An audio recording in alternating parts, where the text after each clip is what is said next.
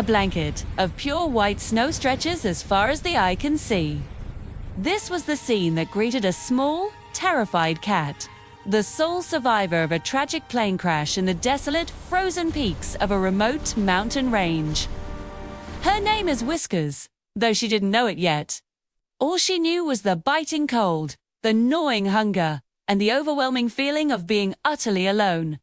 Huddled inside a fractured piece of the fuselage, she shivered, her little body trembling not just from the cold, but from the shock.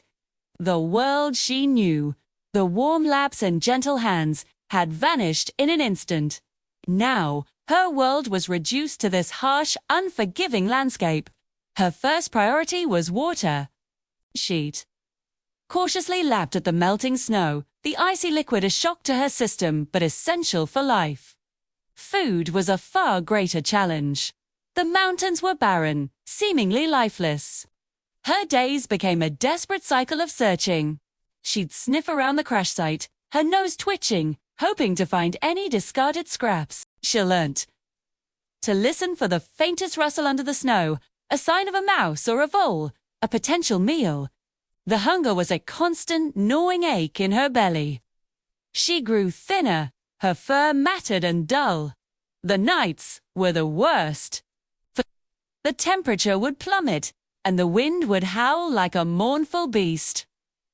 She would curl into the tightest ball possible, tucking her nose under her tail, trying to preserve every last bit of warmth. The loneliness was a heavy weight.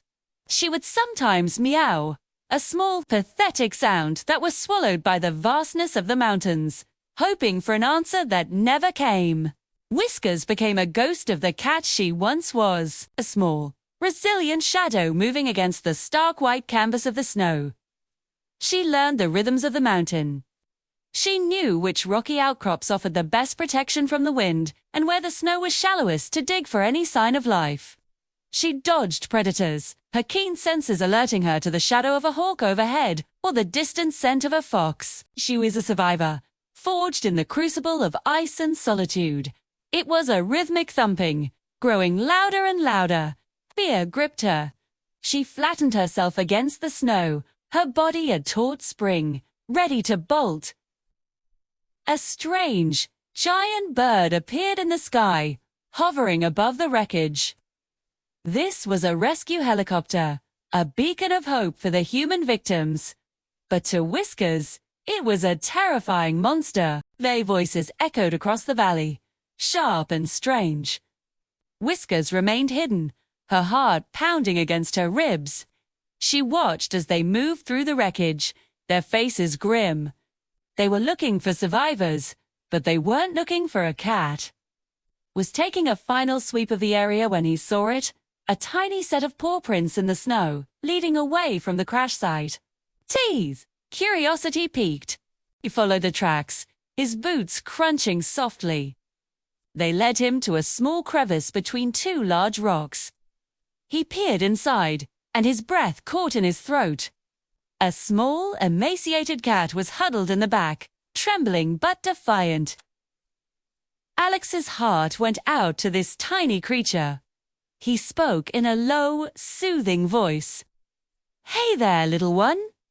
It's okay. I'm here to help." And fear was her first reaction. But there was something in his voice, a gentleness that cut through her terror. He didn't move, just kept talking to her, his voice a calm murmur. He offered her a small piece of his energy bar. The scent was intoxicating. Hesitantly, she crept forward, her nose twitching. She took a tentative nibble, then another, her hunger overpowering her fear. She was heat, tucked her inside his jacket, zipping it up to shield her from the wind. For the first time in weeks, Whiskers felt warmth. Not the fleeting warmth of the sun, but the deep, steady warmth of a human body. She felt a hand stroking her back, and against all odds, a faint purr rumbled in her chest. The sound surprised even her. The noise of the helicopter was still scary, but the warmth and the gentle stroking kept her calm. When they landed, she was taken to a veterinarian. She was severely underweight, dehydrated, and suffering from frostbite on her ears and paws, but she was alive. The vet was amazed. For a cat to survive for so long in such extreme conditions was nothing short of a miracle. He brought her special food and soft blankets. He would sit with her, talking quietly, letting her get used to his presence. The little cat, who had survived against all odds, slowly began to trust again. The hiss was replaced by a head nudge, the fear in her eyes replaced by a soft, contented glow. Alex named her Polaris, after the North Star, the constant guide in the darkness, a fitting name for a creature who had navigated her own dark wilderness. He took her home to a quiet house with sunny windowsills, soft beds, and endless bowls of delicious food. It was paradise. A loud noise would send her scurrying under the sofa. She would hoard her food, a lingering instinct from her days of starvation. But Alex was patient. He filled her world with love, reassurance, and plenty of toys. She discovered the joy of chasing a laser dart, the bliss of napping in a sunbeam, and the deep comfort of snuggling on Alex's lap while he read a book. She put on weight, her body becoming strong and sleek.